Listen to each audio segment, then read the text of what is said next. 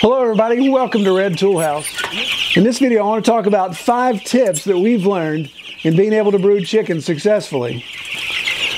Okay, so regardless of whether you have 120 chicks in your brooder like we do, or you've just got a handful that you got at the local box store to raise, there's some things you got to consider when bringing them home and putting them in a brooder. Of course, what is a brooder? Well, a brooder can be anything. It's basically just a container or receptacle to hold the chicks so they can have heat, they can have food, they can have water, and of course they can be protected from the elements. So the first thing that we've discovered when dealing with chicks, your chicks are messy. They're crazy, they're just all over the place. And if you look at the 2 main things you need for chicks are water and food. So with water, we start out with our chicks on day 1, we start out with our chicks with just a small pan of water, and sometimes we'll even put marbles in it if we're afraid of them being too gangly and falling in and drowning. But once they get past that point and they can actually drink without any issues, then you look at all the different types of little bell waters you can use. So we've got a variety here of bell waters. This one's empty. They've completely emptied it here. Just a different variety. You can go to nipple drinkers, you can do all that. But if you use the bell waters, one thing we've discovered, you can see how this one is completely full of wood chips. So it's empty, but the trough is completely full of wood chips. This next one's not completely empty yet, but it's full of wood chips. But yet this hanging one here that's completely empty, they've drank it dry. You can see there's really not a lot of wood chips in it, just a couple. So the opportunity to suspend your water will really help. That'll keep that'll keep the chicks from kicking a lot of wood chips in it. And of course the same thing happens with the feeders too. You can see here's a feeder that's completely empty, but it's full of wood chips where they've just kept kicking in there and trying to find feed. There's a little bit of feed there at the bottom. So being able to suspending your feeders, like if we were going to take this feeder here, and I can even hook it up so it would hang and not get as much wood chips and stuff in it. So something to consider when you're doing your brooder is set up a system where you can hang stuff. So that's tip number 1. Well, tip number 2 deals with your litter. So we use, of course, pine shavings, and you can get those anywhere. You can get them at Tractor Supply. Most feed stores have them, and they're pretty inexpensive. You're looking at maybe $3 or $4 for a big bale. So right now, these 120 chicks have really pooped this up quite a bit. There's a nice little layer of poop here that's starting to stick to my boots. So when the time comes to clean this up or to refresh this, what do we do? Well, we always use the deep litter method, the same as we would use in our main chicken coop. And the deep litter method just basically means we're going to add more wood chips on top. So what that does is all that carbon-nitrogen balance you want there, that helps reduce the smell. The carbon works with the nitrogen, absorbs it. You get a little bit of compost action going on there. So that's really going to be beneficial. But what you'll find is all of this poop on top of these wood chips is matted a little bit. So you can actually stretch the life of your wood chips if you come in and stir it some. These here are wet because of the bell waters. Dripped a little bit, but coming over here you can see just by moving my foot I'm churning this up a little bit. So before you go to add new chips, just maybe come in. This is a good trick for a kid to do, not rocket science here, but just come in and stir these up a little bit, and that'll move some of that around and get that mix going a little bit better, so you may get some better lifespan out of your chips. Another thing to do that I've seen people do is actually just take feed and just toss it loosely in the brooder, so it makes the chicks start to stir it up, so they dig for it more.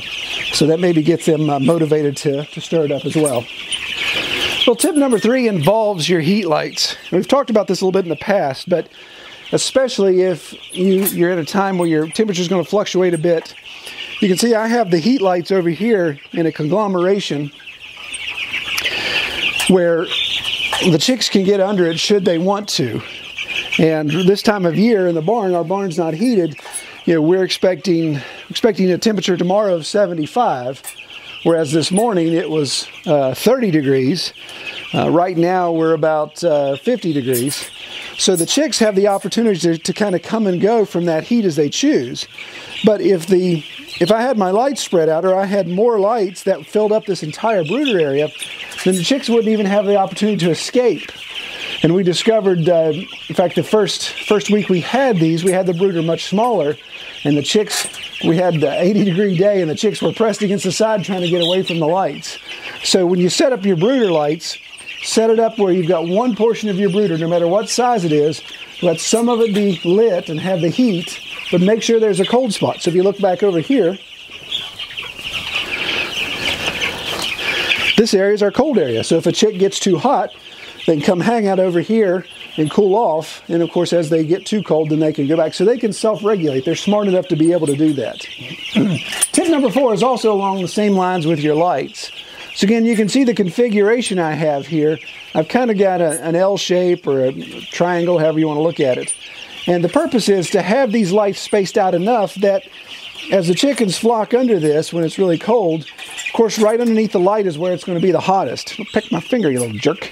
Directly under the lights where it's going to be the warmest. As you go out, of course, it's going to get cooler. But with the fact that these lights are strategically placed from one another evenly, that allows these areas here, so these negative spaces in between, to be nice and warm as well. So instead of just having this bullseye, 3 bullseyes, they actually spill over into one another. So this whole zone is nice and warm. And I came down this morning when it was 30 degrees. They were all hanging out right here in this middle area. So they were staying warm, weren't directly under the lights, but they were sharing the body heat and also sharing the heat off the lights. So if you use multiple lights, don't space one on one end and one on the other and say, well, I'm going to give some over here and some over there. Use them in conjunction with one another, close proximity, so they can share that heat. Well, the 5th and final tip is, and it pertains really to egg-laying chickens.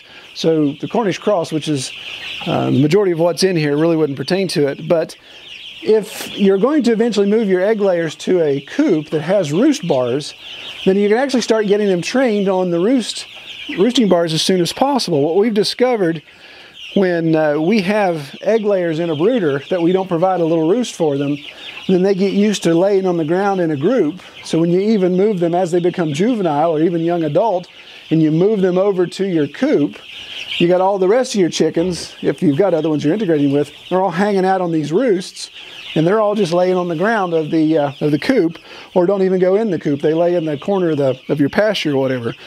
So if you give them a roost bar, and what we've done in the past is just something real simple, is you take a little stick like this isn't one of them, but take a little stick and just maybe put 2 2x4 blocks on it.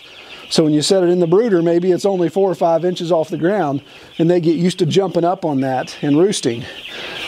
Obviously, Cornish cross, not roosters. Cornish cross don't roost, so we don't have to worry about that. And with the small amount of oscillopes we have in there, I'm probably not going to mess with it this time. But that's something that helps get them trained on using a roost bar. So that's our 5 useful tips. If you like this video, give it a thumbs up. If you haven't, be sure to subscribe below so you'll get notified of when we have new videos.